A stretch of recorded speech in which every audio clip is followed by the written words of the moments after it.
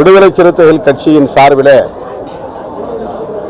சட்டமன்ற உறுப்பினர்கள் 4 தங்களுடைய சம்பளத்தை வழங்கியிருக்கிறார்கள். நாடாளுமன்ற உறுப்பினர்கள் 2 பேரும் 2 மாத சம்பளத்தை வழங்கியிருக்கிறோம். அதன் அடிப்படையில் 10 லட்சம் ரூபாய் முதலமைச்சரின் பொது நிவாரண நிதிக்கு காசோலையாக இன்றைக்கு முதல்வரிடத்தில் வழங்கியிருக்கிறோம். விடுதலை சிறுத்தைகள் கட்சியின் துணை பொதுச் செயலாளர் ஆதவ் அர்ஜுனா அவர்கள் அண்மை காலமாக பல்வேறு நிகழ்வுகளில் அல்லது சமூக ஊடகங்களில் தன்னுடைய கருத்துக்களை பதிவிட்டதன் மூலம்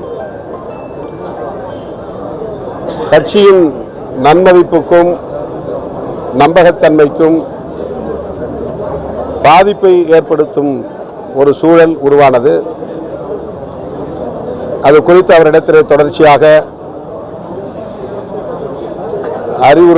அறிவுறுத்தல் செய்தோம். ஆனாலும் கூட அவருடைய அண்மை நிகழ்வின் பேச்சு கட்சியின் நன்மதிப்புக்கும் தலைமையின் நம்பகத்தன்மைக்கும் எதிராக அமைந்திருந்த சூழலில்தான் கட்சியின் முன்னணி தலைவர்கள் தலைமை நிர்வாகத்தை சார்ந்தவர்களோடு கலந்தாய்வு செய்து 6 மாத காலத்திற்கு அவரை இடைநீக்கம் செய்திருக்கிறோம். உங்களுடைய எக்ஸ்பிளனேஷன் கேட்டதுக்கு அவர் என்ன மாதிரியான பதில் கொடுத்தார்? கட்சியோட அனுமதிப்புக்கு பங்கு விளைவிக்கிற மாதிரி ஆலோசனை நீங்கள் பேசல, அது இன்னுமே தான் அவருக்கு கொடுப்பார். இப்போ நாங்கள் 6 மாத காலம் சஸ்பென்ஷன் பண்ணியிருக்கோம்னா அவர் எங்களை அப்ரோச் பண்ணுறதுக்கு அது ஒரு ஸ்பேஸ் இருக்குது. விளக்கம் தருவதற்கான ஒரு பல முறை அவருக்கு நாங்கள் ஓரலாக அவருக்கு சில இன்ஸ்ட்ரக்ஷன் கொடுத்துருக்குறோம்.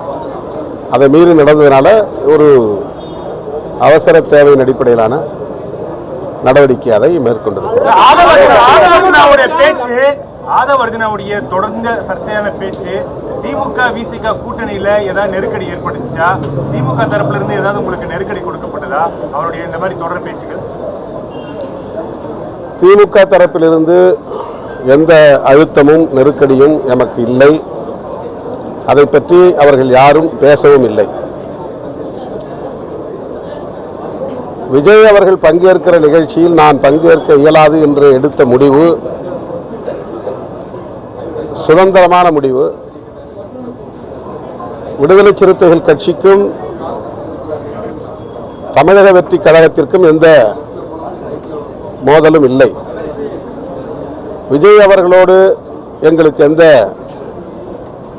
சர்ச்சையோ சிக்கலோ ஏற்பட்டதில்லை. ஆனால் அவரோடு நாங்கள் ஒரே மேடையில் ஒரு நிகழ்வில் பங்கேற்கிற போது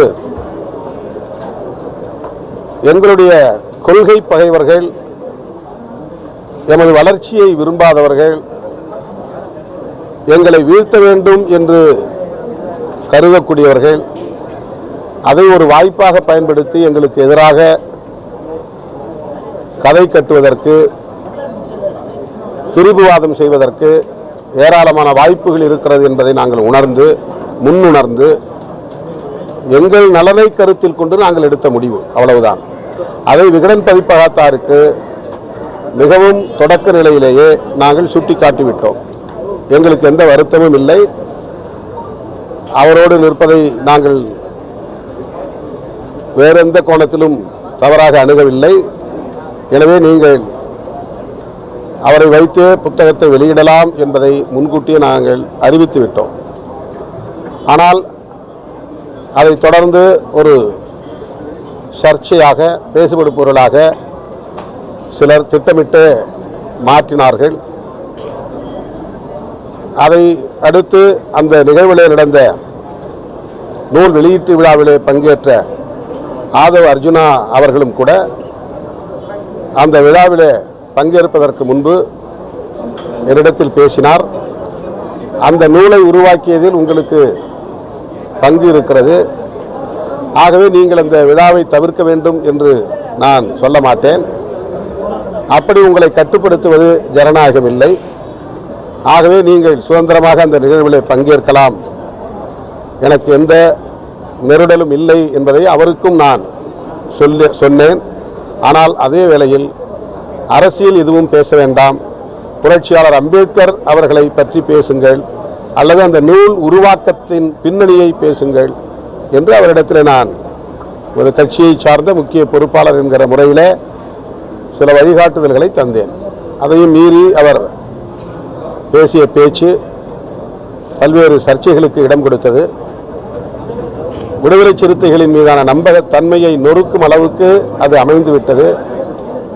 ஆகவே உடனடியாக நடவடிக்கை எடுக்க வேண்டிய ஒரு தேவை எழுந்ததன் அடிப்படையில் பொதுச் செயலாளர்கள் உள்ளிட்ட முன்னணி தோழர்களோடு கலந்து பேசி முழுமையாக அனைவரின் ஒப்புதலோடும் கட்சியின் எதிர்காலத்தை கருத்தில் கொண்டு இந்த முடிவை நாங்கள் மேற்கொண்டிருக்கிறோம்.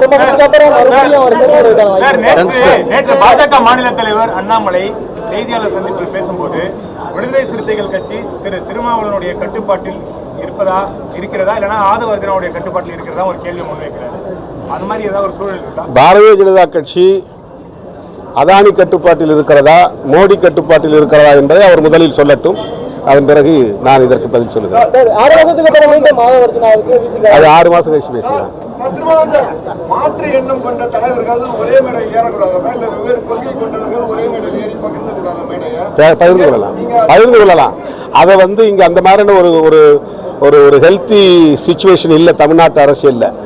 எல்லாத்தையும் சிண்டு பிடிச்சி விடுறது, எல்லாத்தையும் திசை திருப்பி விடுறது, மடைமாற்றம் செய்வது, இந்த மாதிரி ஒரு தமிழ் நாளேடு ஏதோ ஒரு பெரிய நடக்கப் போகிறது என்பதை போல தலைப்பு செய்திட்டு டிசம்பர் 6 தமிழக அரசியலை திருப்பம், விஜய் திருமா ஒரே மேடையில் என்று அதை பூதாகரப்படுத்தினார்கள். அவர்கள்தான் இந்த சர்ச்சைக்கு தொடக்க புள்ளியை வைத்தார்கள். அப்படிப்பட்டவர்கள் இந்த மண்ணிலே இருக்கிற போது நாங்கள் எச்சரிக்கையாக இருக்க வேண்டிய தேவை இருக்கிறது.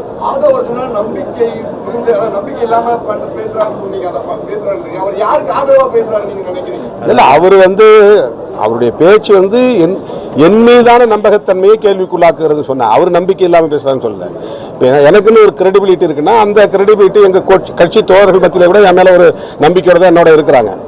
இப்போ அவர் தலைமையை மீறி பேசுகிறாரா, அப்போ தலைவர் அவருக்கு ஏன் நடவடிக்கை எடுக்க தயங்குறாரு அப்படிங்கிற ஒரு எண்ணம் உருவாகுது இல்லையா? இந்த மாதிரியான நம்பகத்தன்மைக்கு ஒரு பாதிப்பை ஏற்படுத்தக்கூடிய வகையில் அது அமைந்திருக்கிறது என்பதைத்தான் நான் சுட்டி காட்டுகிறேன்.